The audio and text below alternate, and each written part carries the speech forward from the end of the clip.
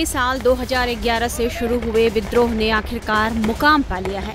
Syria के विद्रोहियों ने सीरिया में राष्ट्रपति बशर अल असद का तख्ता पलट कर दिया है और असद को रूस भागने पर मजबूर कर दिया। 27 नवंबर को जब सीरिया के विद्रोहियों ने सीरिया के उत्तर पश्चिम में इदलिब स्थित अपने ठिकाने से हैरान कर देने वाला अपना अभियान शुरू किया, तब तक सीरिया में राष्ट्रपति बशर अल असद के पतन के बारे में शायद किसी ने सोचा भी न होगा। लेकिन अब यह हकीकत है। विद्रोही लड़ाकों ने एक एक कर 4 शहर जीतने के बाद 8 दिसंबर को राजधानी दमिश्क पर भी कब्जा कर लिया और सीरिया में 5 दशक से जारी असद परिवार के साम्राज्य का अंत हो गया। राष्ट्रपति असद भागकर रूस पहुंच गए हैं और उन्होंने परिवार के साथ वहां शरण ली है। रिपोर्ट्स के मुताबिक तख्ता पलट से पहले ही असद का परिवार मॉस्को जा चुका था। लेकिन सवाल ये उठता है कि जब असद पर इतना बड़ा संकट आया तो ईरान ने उसकी मदद क्यों नहीं की? उन्होंने अपनी सुरक्षा के लिए करीबी दोस्त ईरान पर भरोसा क्यों नहीं जताया? जबकि सीरिया से ईरान की दूरी करीब 1900 किलोमीटर है, जबकि रूस तक की दूरी 4500 किलोमीटर से भी ज्यादा है।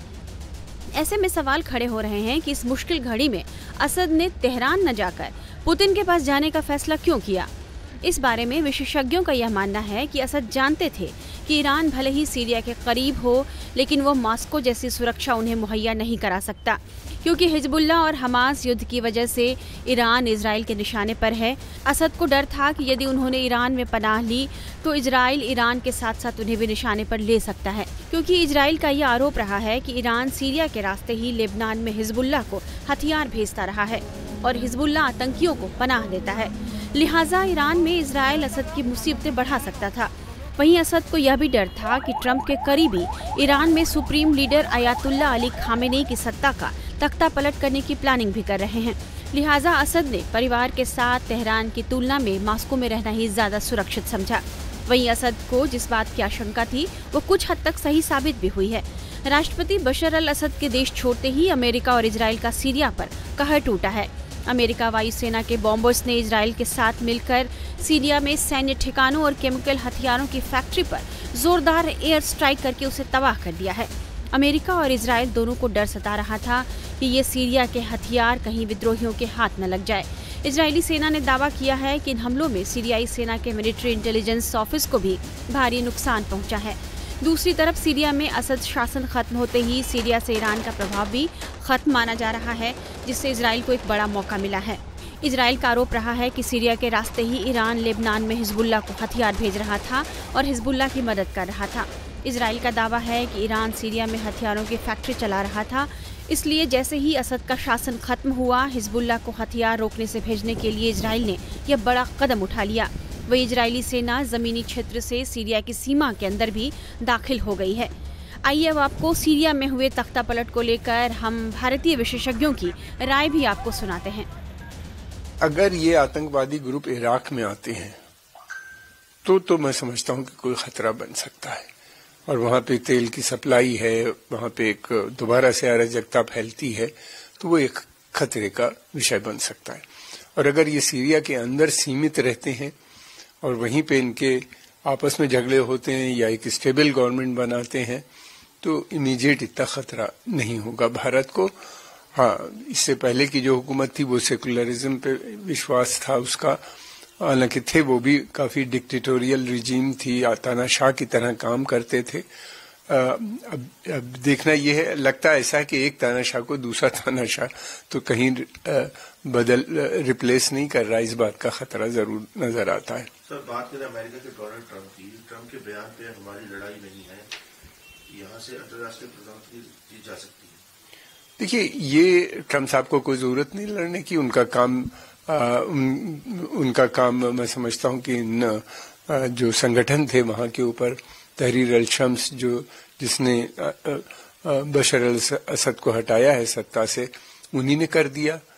और दूसरी बात यह है कि अमेरिका की बेसिक पॉलिसी जो थी रिजीम चेंज की थी, तो रिजीम चेंज हो ही गया। अब उनके माध्यम से अब ये देखना है कि आने वाली रिजीम के किस तरह के संबंध होते हैं अमेरिका के साथ। सर, पश्चिम एशिया के लिए इसका क्या व्यापक हो सकता है? बहुत बड़ा असर पड़ेगा पश्चिम एशिया पे। पश्चिम एशिया पे एक तो असर इसका सबसे ज्यादा पड़ेगा کہ عراق کے اوپر سب سے زیادہ، عراق بالکل اس کے بارڈر اس پہ ملتے ہیں، اور دوسری طرف لبنان کے اوپر بارڈر پر کے اوپر اثر پڑے گا. ایران کے اوپر بہت بڑا اثر ہے کیونکہ جو ایران کی پالیسی تھی آرک آف ریسسٹنس کی، تو وہ تو بہت ہی کمزور، اس کو ایک بہت بڑا دھکا لگا ہے، اس لیے کہ حزب اللہ کافی کمزور نظر آ رہا ہے، لمبی لڑائی لڑ رہا ہے اسرائیل کے ساتھ. اب اس کی سپلائی سپورٹ بیس بھی کم ہو جائے گا، کیونکہ بیچ میں سیریا آ گیا. پہلے ان کی لگاتار سپلائی بنی رہتی تھی ایران کے ساتھ، ایران وایا عراق. دوسری بات یہ بھی ہے کہ حزب اللہ کا کمزور ہونا یہ سیریا کے لیے اور لبنان کے جو اپوزیشن گروپ ہے ان کے لیے تو وہ اچھی بات وہ لوگ اچھا سمجھتے ہیں، مگر ایران کے لیے ایک بڑا سیٹ بیک نظر آتا ہے. یہ طریقہ ہے پولیٹیکل انٹرنیشنل ریلیشن. سرکار آتے سرکار جاتے، لیکن دیش کی بات بہت محبت ہے تو انڈیا کافی سپورٹ کیا، ہیومینیٹیرین سپورٹ بھی کیا.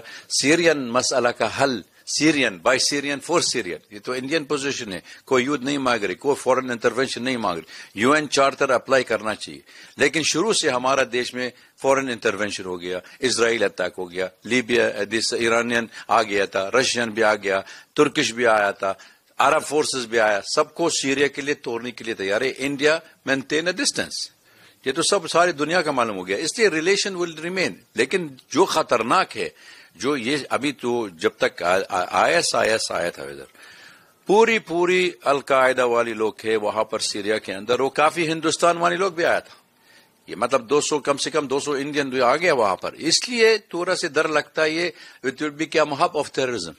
جہادسٹ کلچر شروع ہو گیا، جیسے افغانستان، عراق، ابھی سیریا بھی دوبارہ ہونا چاہیے. تو وی ڈونٹ نو اگر یہ تو سرکاری سیکولر آؤٹ لک ہے، ریلیجس آؤٹ لک ہے، کسی کو معلوم بھی نہیں ہے. کیونکہ جیسے بنگلہ دیش کر دیا تھا، جیسے افغانستان بھی کیا تھا، دنیا کا دیکھنے کے لیے پبلک اوپینین یہ دیکھ لو بہت مدرت ہے.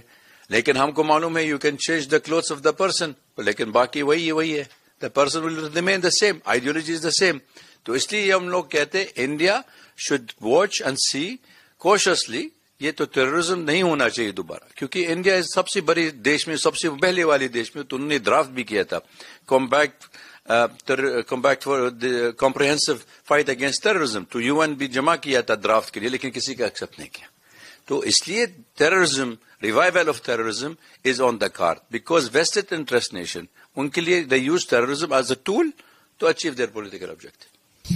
اسی کا میرا فالو کوشچن جو آپ نے بات کری ہے کہ کیا یہ استھتی القاعدہ یا اسلامک اسٹیٹ کو پھر سے ابھارنے کا کارن بن سکتی ہے، جس سے بھارت کی سرکشا کو خطرہ ہو سکتا ہے؟ بہت خطرہ ہونا چاہیے. اس لیے میں کہہ رہا ہوں we need to watch and see. اگر آپ لوگ کولیکٹو فائٹ اگینسٹ ٹیررزم ہونا چاہیے، you should fight terrorism together.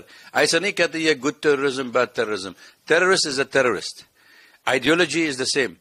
ایک ٹیررسٹ مار دیں گے لیکن آئیڈیولوجی رہنا چاہیے، ان کے ساتھ میں کوئی فرق نہیں پڑتا. یہ پوری دنیا میں کہ اگر سیریا کل توڑنے کے لیے تیار ہے اور the turn Syria to Kandahar, پھر اس کی دوبارہ آپ سمجھ لو پوری انٹرنیشنل گلوبل ٹیررزم آ جائیں گی. تو اس کا مقصد ایک ہی ہے، انٹرنیشنل انٹرونشن ان سیریا. تو ہر سیریا ڈس انٹیگریٹ کر رہا ہے. اور دوسری بات can be spread to Baghdad, to Tehran, to New Delhi. تو ہو سکتا ہے it's all open, the options are open. تو اس لیے one has to watch and see what is the development. کون فورسز ہے اس کے پیچھے جو سیرین سرکاریں جلدی سے جلدی توڑ دیا تھا.